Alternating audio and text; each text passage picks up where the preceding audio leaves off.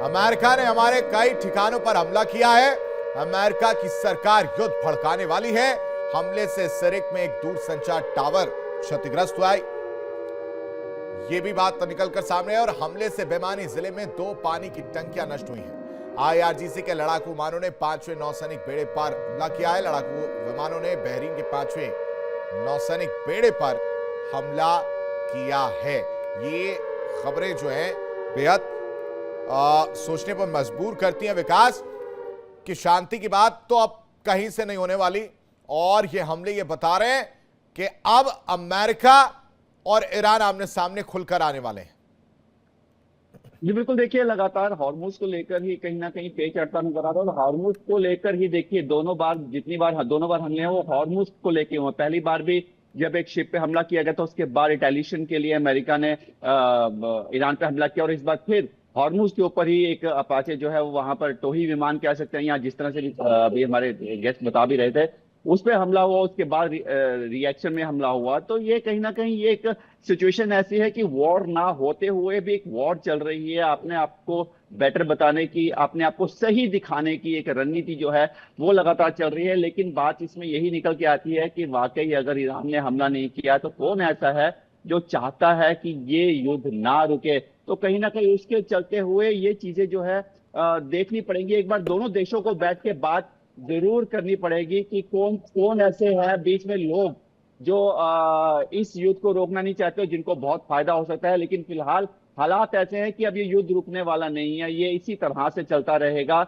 और क्योंकि देखिए मैं फिर वही कहूंगा, मैं वही बात दोहराऊंगा, हॉर्मुज को लेकर और यूरेनियम को लेकर जब तक कोई समझौता नहीं होता, ये इसी तरह से छोटे छोटे हमले या उसके बाद बड़े हमले होते रहेंगे। और नुकसान देखा जाए तो ईरान का ज्यादा होगा। अभी भी जो खबरें आ रही है कि शिब द्वीप पे हमला हुआ है, उनके एक बंदरगाह है उस पे हमला हुआ है। तो कई हमले किए गए हैं जिसमें काफी नुकसान ईरान को हुआ है। लेकिन ईरान को बैठ के बैकडोर में अपने चैनल से जल्दी समझौता करना होगा, वरना आने वाले समय में ईरान को बहुत ज्यादा नुकसान और भी हो सकता है। हालांकि इसमें एक देखी जाएगी बात, अमेरिका ने जरूर ये कहा था कि ईरान के पास अब ना ही उनके पास उनकी नेवी है, ना ही उनके पास उनकी फोर्स है, ना ही उनके पास एयरफोर्स है, सब खत्म कर चुके हैं। उसके बावजूद भी हमले हो रहे हैं क्योंकि ईरान ने अभी भी अपने हथियार जो है वो छुपा कर रखे हैं। उनके अंडरग्राउंड मिसाइल लॉन्चर अभी भी तैयार है और ऐसे में वो बार बार हमला कर सकता है। इसके लिए पाकिस्तान को, फिर मैं कहूंगा पाकिस्तान को बाहर निकालकर किसी अच्छे देश को, जिसकी दोनों देश सुनते हो, उसको बीच में डालना होगा और तभी ये बात बन पाएगी। और वही जो है इन दोनों में समझौता करा सकता है। तीसरा पक्ष चेंज करना होगा, तीसरे पक्ष को बदलना होगा, वो अमेरिका की कठपुतली ना हो। जी, बात करने की बात आप कर रहे हैं विकास, कोशिशें तो बहुत हो रही हैं लेकिन ऐसा कुछ होता नजर नहीं आ रहा। यूके देवनाथ सर, हम सब ये चाहते कि रास्ता निकले। विकास ने भी जिसका जिक्र किया कि बात होनी चाहिए, लेकिन जब जब बात होनी जाती है तो कभी इजराइल जो है कांड कर देता है, उसके बाद से फिर वो जो समझा रहे होते हैं उनके ऊपर ईरान हमला कर रहा है, उनको नुकसान, फिर वो भी समझाने से बैकडोर पीछे हो जाते, फिर वो भी हमला करते हैं। ऐसे में क्या, पता नहीं क्यों सर मुझे ऐसा लग रहा है कि कुछ ना कुछ डोनाल्ड ट्रंप पका रहे हैं, कुछ तो चल रहा है बड़ा। हाँ आशीष, देखो डोनाल्ड ट्रंप को एक बड़ी डिप्लोमेटिक और मिलिट्री जीत हासिल करनी पड़ेगी। इसीलिए वह चाहते हैं कि एक बड़ा सा सक्सेसफुल स्ट्राइक करें और उसके बाद दावा करें कि अमेरिका ने ईरान को, क्या हिंदी में कहते हैं ना हम लोग, मजे चखा दिए। और उसके बाद डोनाल्ड ट्रंप इस युद्ध से अपने को बाहर निकाल लेंगे। बहुत जल्दी ऐसा उनको करना पड़ेगा। ऑलरेडी जून का महीना चालू हो गया है, नवंबर के महीने में वहां पर मिड टर्म चुनाव इलेक्शन है। और सबसे बड़ी बात आशीष ये है कि प्रीलिम्स जो है वो चालू हो गए हैं अमेरिका में। ये प्रीलिम्स जो होते हैं ये अपने लेवल पर दोनों पार्टी करती हैं, डेमोक्रेट्स और रिपब्लिकन पार्टी।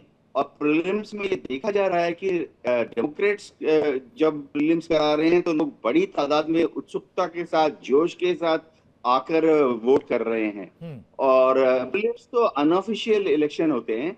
और जो रिपब्लिकन जो हैं उनके जो सपोर्टर्स हैं वो या तो अपने घरों से बाहर नहीं निकल रहे वोटिंग करने के लिए, वोटिंग स्थल तक नहीं आ रहे हैं, उनमें जोश की कमी है। वो थके थके से लग रहे हैं, उदास लग रहे हैं। तो अगर ऐसा ही चला रहा और डोनाल्ड ट्रंप एक बड़ी उपलब्धि नहीं दिखा पाए, तो अब मिड टर्म इलेक्शन में रिपब्लिकन पार्टी का तो बुरा टाइम शुरू होने वाला है। जी आशीष। सर लेकिन आप ये नहीं मान रहे, आपने एक बार भी नहीं बोला कि कुछ तो पक रहा है। हाँ, क्या कुछ पक रहा है? देखो, डोनाल्ड ट्रंप के पास ऑप्शंस ज्यादा नहीं है।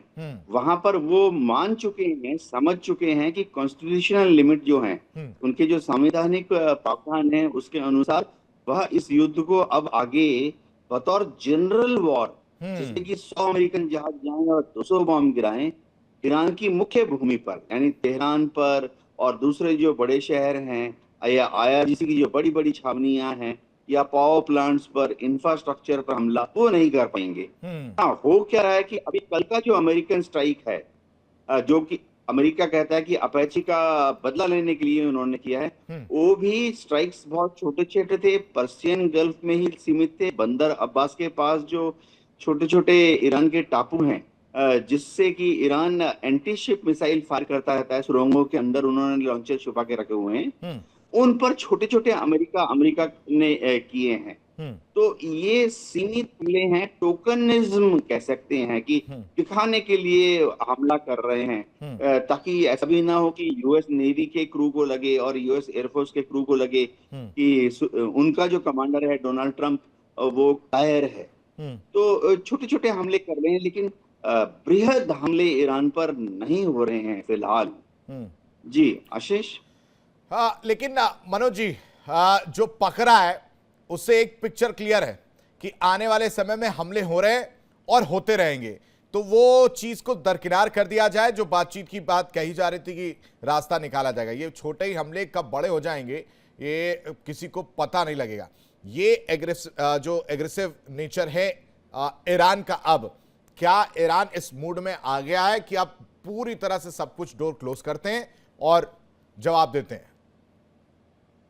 अभी ऐसा लग रहा है कि युद्ध का जो दौर है वो डिफरेंट है। हम लोग देख रहे हैं कि रशिया और यूक्रेन में जो वार हो रहा है, इसमें बस थोड़ा थोड़ा समय के लिए एग्रेशन होता है और फिर जो है शांत हो जाता है। तो वही ढंग से मुझे ऐसा लग रहा है कि ईरान और अमेरिका और इजराइल का जो ये मामला चल रहा है, चूंकि इसमें किसी का जीत जो है अभी दिख नहीं रहा है कि कौन जीतेगा।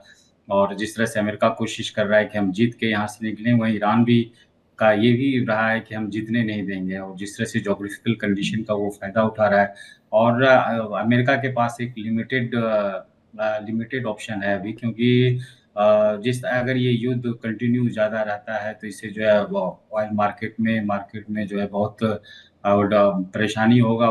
देखिए इंडिया डेली 24/7 अब आपकी स्मार्ट टीवी पर। इंडिया डेली मौजूद है सभी डिजिटल प्लेटफॉर्म पर लाइव और लगातार। इंडिया डेली 24/7 हर दिन राष्ट्र को समर्पित।